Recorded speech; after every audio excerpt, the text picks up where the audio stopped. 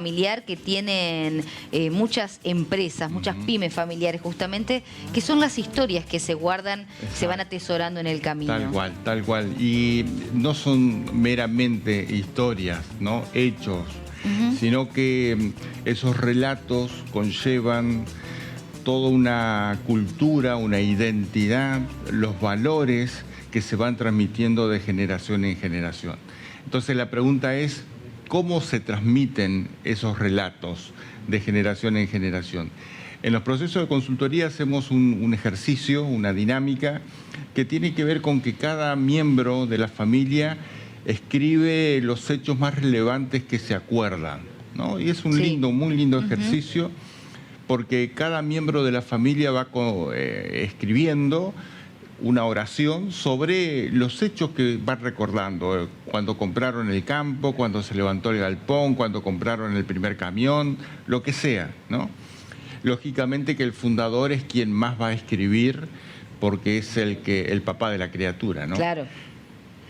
También seguramente el hermano mayor es quien, o la hermana mayor, es quien más se acuerda de todos los acontecimientos que fueron pasando a lo largo de la vida.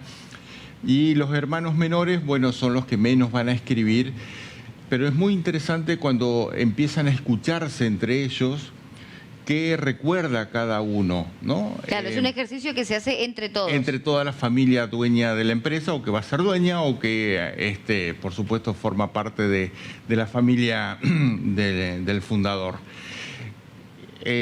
No han sido pocos los fundadores donde yo he visto lagrimear, escuchando a sus hijos, contando cosas que él no se acordaba, claro, ¿no? Pero que a ese hijo o a esa hija lo marcó intensamente. Y esto es muy interesante porque esos son los relatos que en las empresas familiares no se escriben, no se tienen un registro.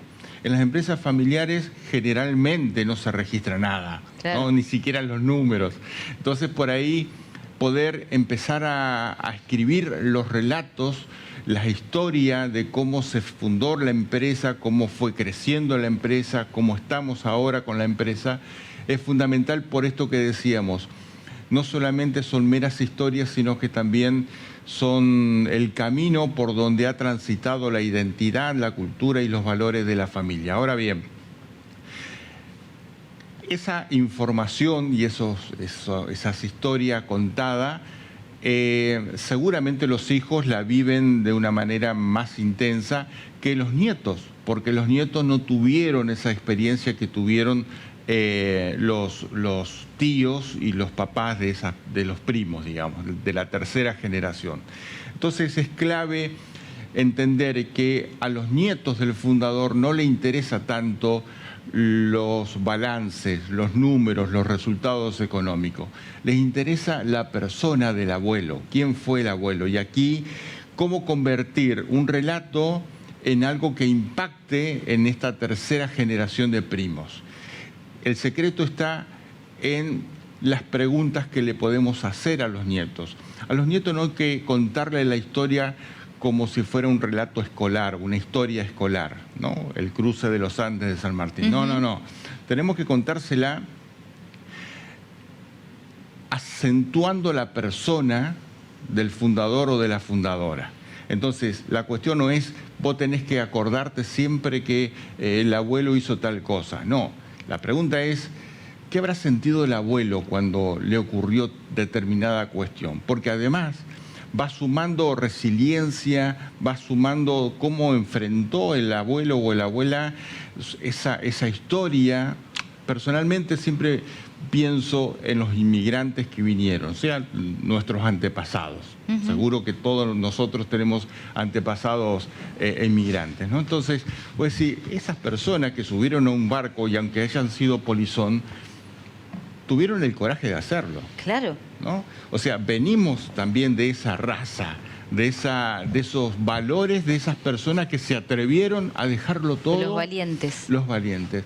Dejarlo todo y subirse a un barco para venirse a América, incluso sin saber el idioma. Mis abuelos maternos vinieron de Alemania, sin saber nada, ¿no? Entonces, digo, sin pertenecer a una empresa familiar. ¿Cuánto más un fundador, un abuelo que fue fundador, que pasó por mil y unas, que pasó hambre, necesidades, incluso donde los hijos te lo pueden contar? Mira, he estado en familias donde incluso a personas, dos hermanos fundadores de la empresa, muy mayores, ¿no?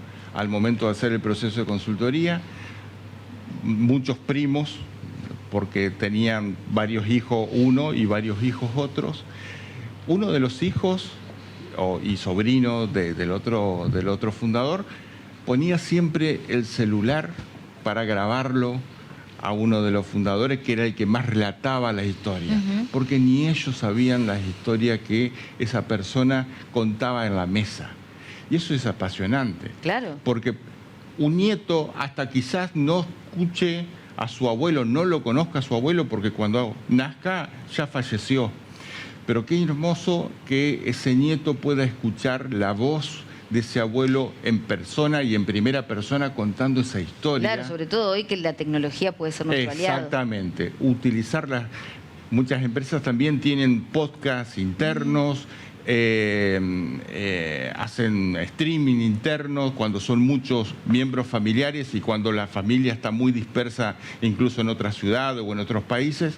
Entonces es clave esto de ser creativos a la hora de cómo transmitir los relatos, las historias de la empresa familiar, de los fundadores, a las siguientes generaciones. Porque en realidad lo que estamos transmitiendo es el camino para que las siguientes generaciones, aunque no trabajen en la empresa y sean dueños de la empresa, compartan esta misma identidad que nació seguramente hace muchísimas décadas atrás. Interesantísimo. Te escuchaba con la palabra creatividad.